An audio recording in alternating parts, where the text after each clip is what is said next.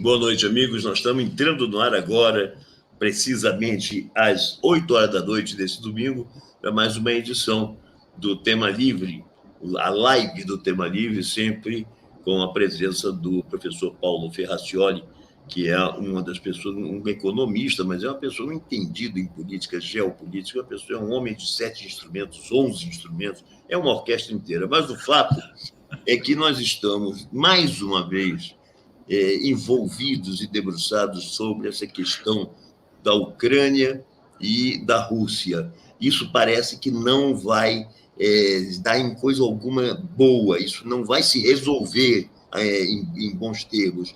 E, ao mesmo tempo, vai ficando uma sensação de que a gente está chovendo no molhado, porque tudo que se fala sobre os ataques russos já foi dito. As fake news de um lado e de outro já foram apresentadas e desmentidas, já foram desmascaradas. Nós mesmos fizemos um programa aqui que era exatamente isso, mostrava fake news de um de outro. O fato é que agora nós estamos entrando nos respingos desse conflito internacional na Europa.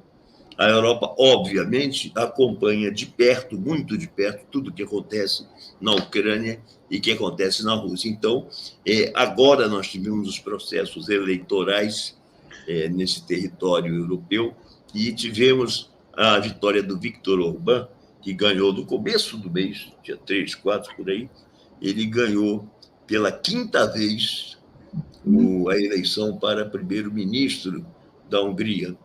É uma façanha uma pessoa ficar tanto tempo no poder, um dos casos mais longevos da história europeia, de eleições, evidentemente. Mas, na França, que é o caso que está hoje em pauta, nós temos a disputa da Marine Le Pen, que é da extrema-direita, com Emmanuel Macron, que é o atual presidente, que é da direita. Em resumo, nós temos 3 direitistas, o Orbán, a Marine Le Pen e o Emmanuel Macron disputando a situação, disputando o poder. E ainda tem o caso do paquistanês, que bem lembrou o Paulo, é um lord, é um paquistanês colonizado pelos ingleses, estudou em Oxford e frequentava as melhores escolas inglesas e britânicas, em resumo. Tomava chá das 5, essa conversa toda. E ele está escandalizado. Conta para a gente, São Paulo não para de rir, cara. Paulo para de rir e trabalha. O que você... Explica para a gente essa história aí. Não, eu acho melhor a gente começar pela história da França, que é a mais interessante no dia de hoje.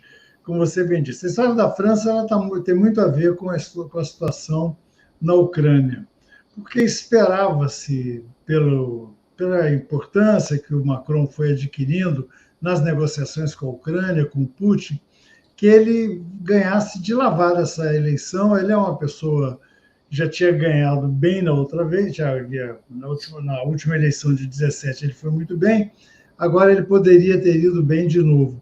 Mas ele começou a perder poder, porque a verdade é que os efeitos da guerra na Ucrânia na vida dos europeus estão bastante fortes. Pela primeira vez, foi batido, superou 7,5% de inflação de março a março, é um recorde da inflação da zona do euro, uma coisa bastante impressionante. O preço do combustível, em geral, subiu quase 40%.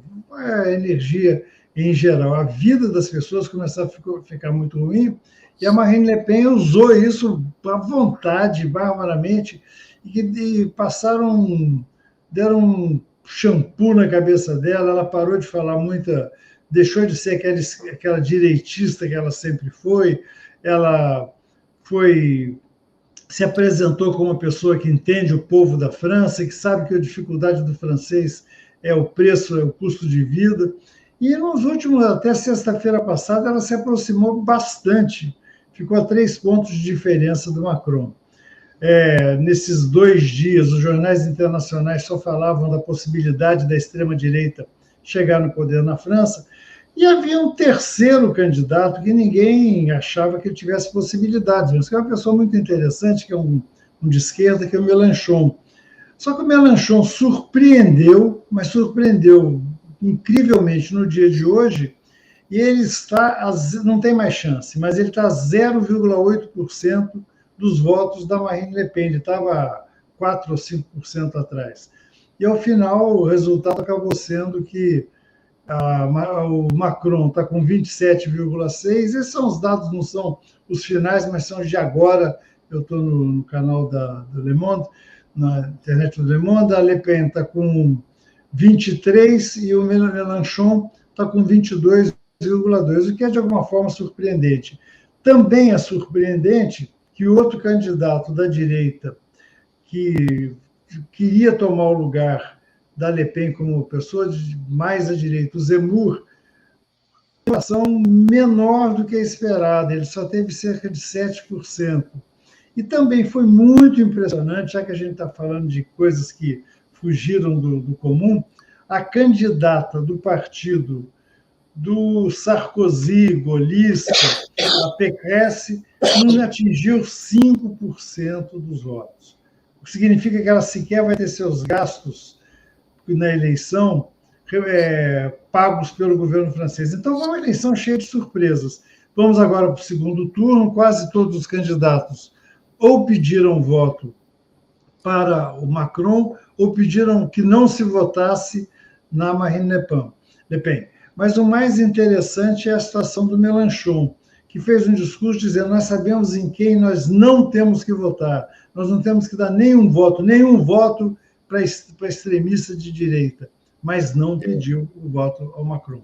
Quer dizer, essa eleição vai ser daqui a 2 semanas, as perspectivas, as primeiras pesquisas mostram a vitória do Macron, o que eu acho que todo mundo espera, eu também espero, mas é engraçado que eu estava assistindo os comentários, eu estava acompanhando a televisão francesa, tem muita gente dizendo que pode acontecer qualquer coisa, acho pouco provável. Não, eu acho que há um wishful thinking aí de ver se o Mélenchon se enquadra. Não, mas o Mélenchon vai ficar fora. O Mélenchon está fora.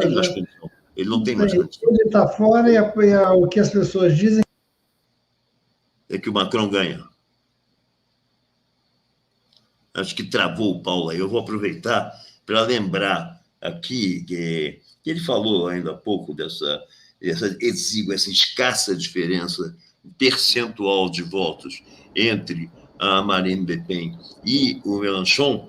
E o interessante é que isso pode ser um cálculo. Você sabe que as pesquisas eleitorais, em qualquer parte do mundo, elas têm a margem de erro. Nós estamos cansados de saber disso. Nós temos pesquisas que são tão detalhadas que tem, não no Brasil, mas lá fora, que tem margens de erro muito reduzidas. A pesquisa que apontasse essa terceira colocação do Mélenchon na eleição francesa, não no segundo turno, porque ele não vai conseguir pegar o segundo turno, mas se ele conseguisse pegar o segundo turno, seria uma surpresa muito grande. A Câmara está ao contrário. Bom, eu entrei, eu voltei, eu aparentemente entrei. Olha, a Câmara está ao contrário, Paulo. Ao contrário? Ao contrário. Aí, está vendo seu dedo agora aí. Será que é isso? Não, realmente deu um probleminha, eu já sei o que é, vou trocar Já aqui. sabe o que é? Menos mal. Agora, depois que você voltar com isso aí, eu vou querer que você comente. Que você eu vou para a câmera mais vagabunda mesmo. Pronto, e você? Eu quero que você me explique esse negócio. Eu estava dizendo aqui, enquanto você estava às voltas com a sua máquina aí, que o Mélenchon, em terceiro lugar, essa exígua vantagem da Marine Le Pen sobre ele, e pode indicar um erro de cálculo ou uma coisa assim, um acidente de percurso. As pessoas não perceberam o que estava acontecendo. Você acha que o eleitor francês não sacou? Os caras das pesquisas eleitorais, de fazerem levantamentos, não perceberam que esse cara estava correndo por fora e que poderia, inclusive, ultrapassar a Marine Le Pen? Ninguém falava sobre isso, estava completamente fora. Quando saiu a pesquisa de boca de urna, dava muito separado Mélenchon, do Macron e da Le Pen, bastante diferente o resultado. Ao longo da apuração é que isso foi acontecendo. Eu tenho uns amigos que são franceses e que votaram no Mélenchon, que estavam eufóricos com a chegada, mas ninguém captou isso, não. Houve alguma falha.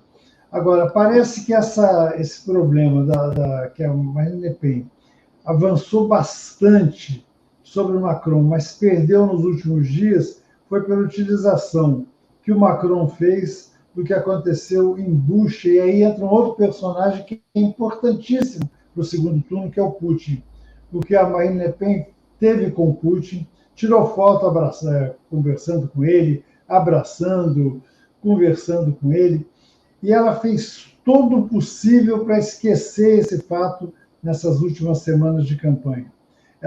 Perguntaram para ela, ela disse, não, eu gostava do Putin, mas depois do que ele está fazendo, temos que repensar a relação, qualquer coisa assim. Então, uma coisa interessante. Mas, de qualquer forma, ela saiu bem penteada dessa história. Nesse momento, se ela não fizer nenhuma besteira, ela se elege?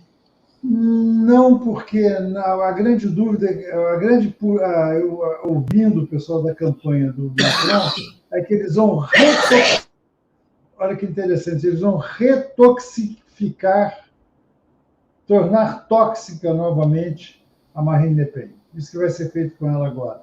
Vai ser a campanha que está sendo montada contra ela, é contra ela dizendo as piores coisas, mesmo porque ela começou a dizer que ela não era tão contra imigrante assim, tanto é que ela era a favor de receber os ucranianos, claro, iguais a ela, mas os ucranianos ela era a favor de receber, e ela não era tão anti-islamita assim, mas essa semana ela disse que vai propor um projeto para obrigar todas as mulheres muçulmanas que usarem véu a pagar uma multa.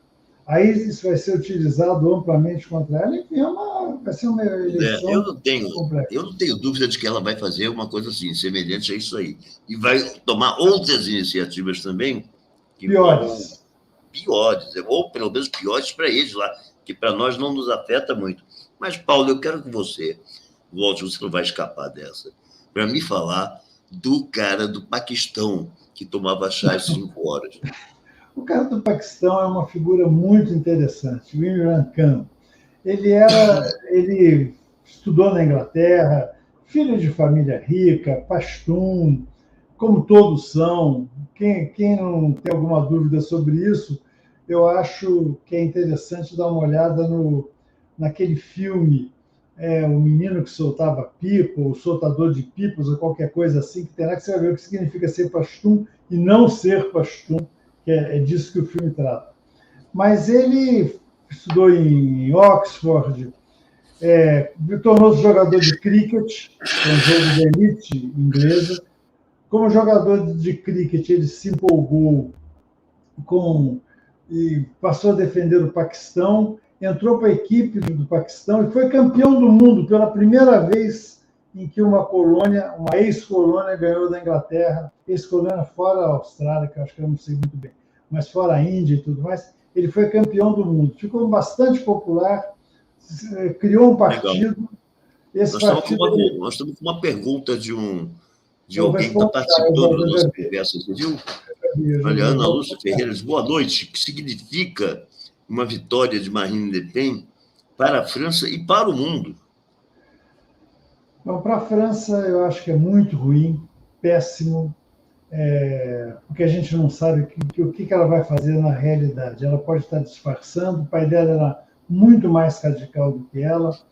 O outro candidato de direita é muito mais radical do que ela, mas as pessoas estão dizendo que ela está tentando. Foi o que foi feito com ela, um embelezamento dela, torná-la mais palatável para a população em geral. Eu acho que vai ser muito ruim, mas para o resto do mundo também, porque tem um aspecto meio complexo nisso aí, que é a própria União Europeia. O partido dela, assim como o pai dela sempre foi, são totalmente contra a existência da União Europeia. Querem desmontar a União Europeia. Da mesma forma que o Orbán, que você citou, também quer fazer que a União Europeia mude várias de suas leis. Ou seja, eu acho que em termos da Europa isso complica.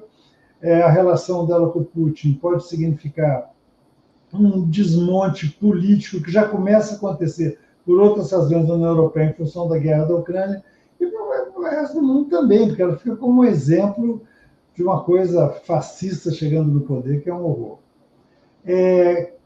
Deixa eu acabar de falar do Khan, lá do Paquistão.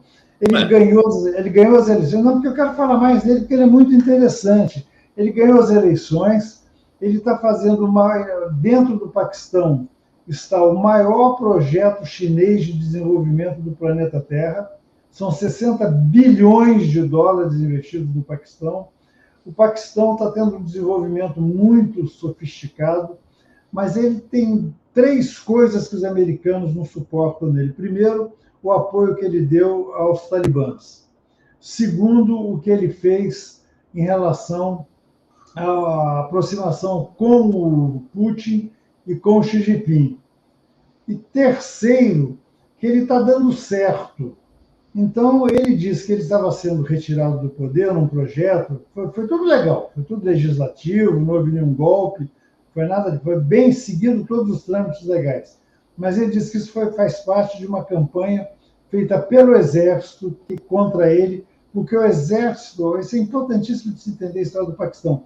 Durante quase toda a Guerra Fria, o Paquistão foi um aliado fortíssimo dos Estados Unidos. A Índia era aliada da União Soviética e o Paquistão aliado dos Estados Unidos.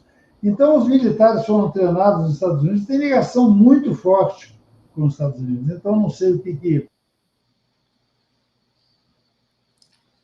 Você perdeu o som aí. Você sabe que, inclusive, essa relação do Paquistão com a Índia, essas relações conflituosas do Paquistão com a Índia, eles têm uma fronteira que é muito nevrálgica nessas relações, e isso rendeu uma filmografia britânica, inclusive, mas também indiana, porque os indianos são os que mais fazem filmes do mundo, né, hoje em dia, aliás, há muito tempo. E eles fizeram, tem vários filmes, a gente pode escolher aí, ver, procurar na Netflix, nos outros streaming, procurar esses filmes que tratam dessa questão do Paquistão com a Índia, porque isso não é só uma questão política, é uma questão política e uma questão cultural e uma questão nacional para... Acima de tudo, religiosa. Porque a criação do Paquistão se deu na questão religiosa, separando dos hindus. E, neste momento, essa situação complica-se pela perseguição aos muçulmanos que o Narendra Modi está fazendo. Então, isso fortalece muito os militares no poder, porque eles estão na guerra. Eles já tiveram várias... Vamos esclarecer. O Paquistão tem bomba atômica, assim como a Índia tem bomba atômica. O Paquistão tem mísseis desenvolvidos dentro dele. O Paquistão é um super comprador de armas da China, importantíssimo. Então, faz sentido essa ideia. Mas ele está entrando de novo na campanha, diz que vai ser reeleito. Vamos ver, vamos acompanhar agora. Mas isso aconteceu antes de ontem à noite. Ele quase escapou por 10 minutos, que ele precisava passar o sábado sem que a votação acontecesse. Quando foi 10 para meia-noite, o parlamento se reuniu e o derrubou. Uma coisa dessas bem interessante. Mas foi tudo de acordo com a lei, não há nenhuma discussão sobre isso aí. Ele que está indignado, achando que foi um golpe, mas essas coisas são assim mesmo. Mas você falou do Orbán, eu queria falar de uma outra coisa do Orbán. Porque o Orbán, você falou que ele ia ser ligado ao Putin, é ligado ao Putin, e já esteve com o Putin depois da eleição. Agora, é interessante também que começa a haver um certo rompimento, que havia uma coisa muito unificada entre o Orbán e o primeiro-ministro da Polônia, que os dois países são muito nacionalistas, e o primeiro-ministro da Polônia, nesse momento, ele está recebendo uma quantidade absurda, enorme, de refugiados. Refugiados que já somam a 4,5 milhões de pessoas na Europa. O que faz com que a vida na Europa comece a ficar complexa também, porque o alimento subindo, a energia subindo. E como é que vão se alimentar esses novos refugiados que estão chegando, que a Europa diz que recebe de braços abertos, mas que é uma situação complexa.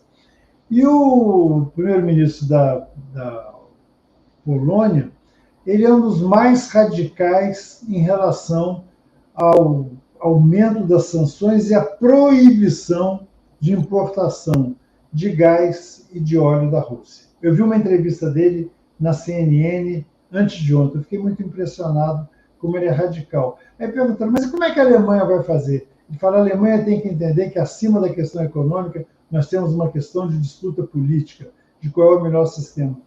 E ele e o Orbán estão meio esquisitinhos, mas porque também ele tem suas razões. Você tem uma ideia de quanto por dia a Rússia vende para a União Europeia em dólares de gás e óleo? Pouco provável que você tenha esse número. Eu não faço ideia. 850 milhões de dólares. Por dia? Por dia. Então ele quer que cancele isso. Mas e como é que a Alemanha vai fazer? Como é que a Alemanha resolve? 40% do gás dela vem da Rússia. Cerca de 20%, grosso modo, do óleo do petróleo vem da Rússia. Como é que ela faz? Então, ela está reagindo com... Não, então a guerra da Rússia tendo reflexos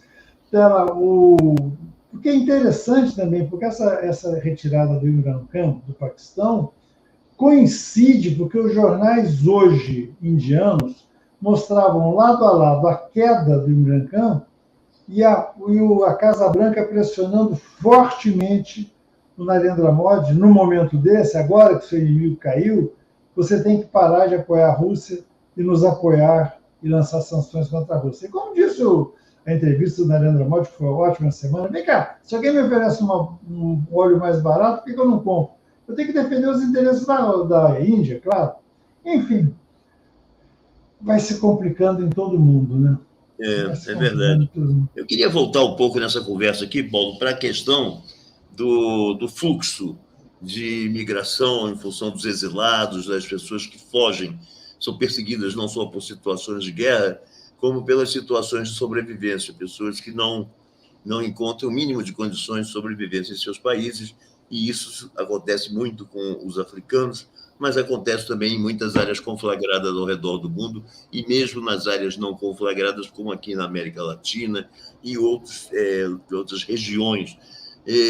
Como é que vai ficar essa situação? Porque a tendência mundial parece que a tendência mundial é de endurecer, é de complicar e dificultar cada vez mais, quer dizer, não deixar passar, fechar a fronteira e acabar com essa coisa de fluxo de imigrantes, sejam legais ou ilegais. Isso começou nos Estados Unidos, já que é o polo que absorve mais migrantes no mundo, mas é uma coisa que já está tomando conta do planeta todo. A China tem esse problema também, eu fiquei curioso de saber isso também.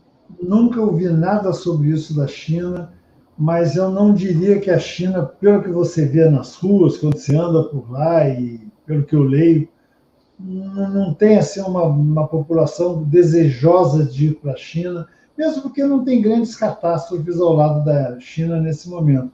A China está indo bem, mas também o Japão vai bem, a Coreia do Norte vai bem, a Malásia vai bem, a Indonésia vai bem, todos esses países vão bem, então não tem uma razão de ter um fluxo desse. A Coreia do Norte vai bem? Eu falei Coreia do Norte, não falei Coreia do Sul, não? Falou? Olha que eu passo a fita aqui para ver, se você falou isso. Se eu falei Coreia do Norte, meu Deus do céu. É que eu estive conversando com uma tcheca essa semana, quando eu falei para ela que fez a Coreia do Norte, ela falou assim, não é possível, como é que você teve coragem? Eu falei, não, mas é legal para provocar. Nossa! Eu não posso provocar muito não, porque eu sei que está ouvindo um programa aqui, hoje uma pessoa que estamos juntos para a Coreia do Norte.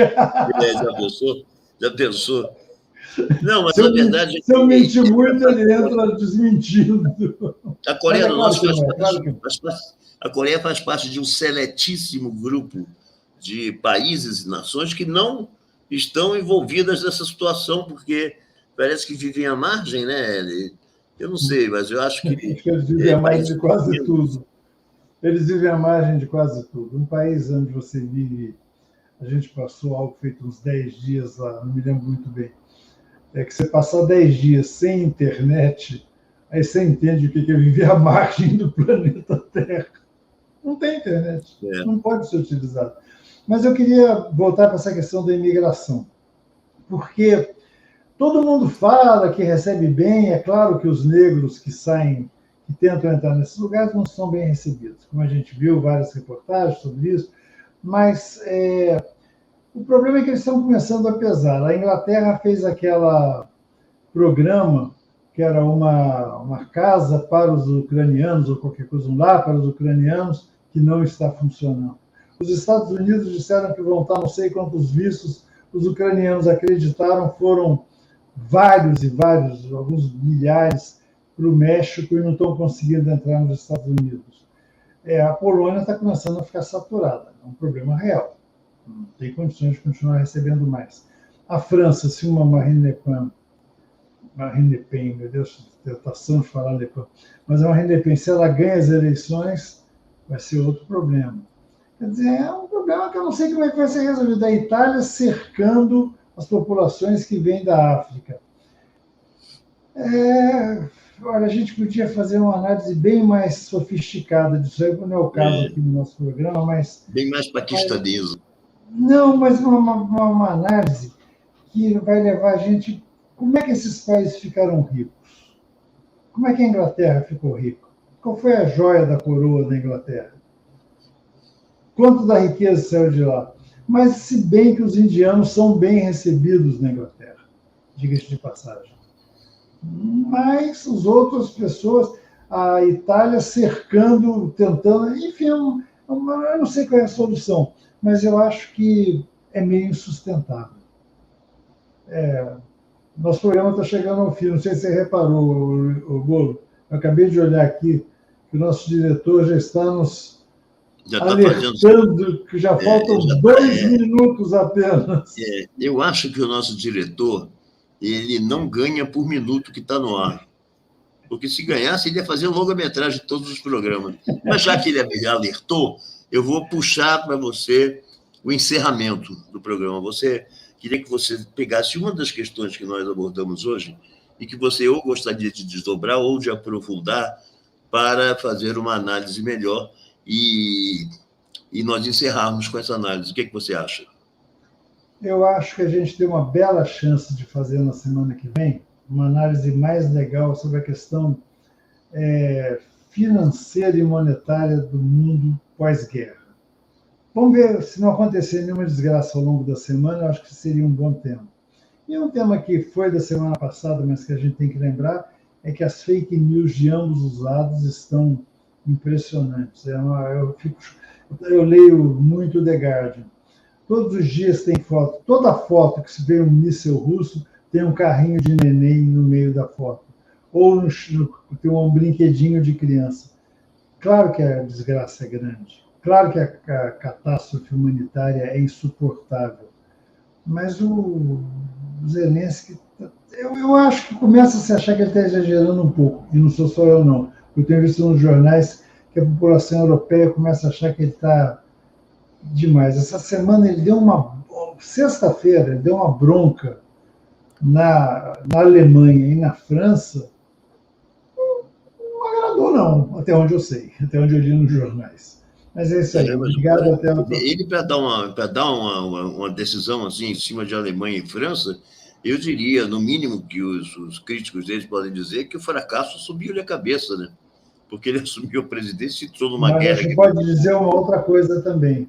Porque ontem, na sexta-feira, ele recebeu ao vivo em Kiev uma visita do Boris Johnson e recebeu uma visita da Ursula von der Leyen, que é a presidente da Comissão Europeia, que disse para ele que o processo dele será acelerado. E ele está tendo o apoio dos Estados Unidos, que não são mais apenas armas, não. Vi hoje no Washington Post.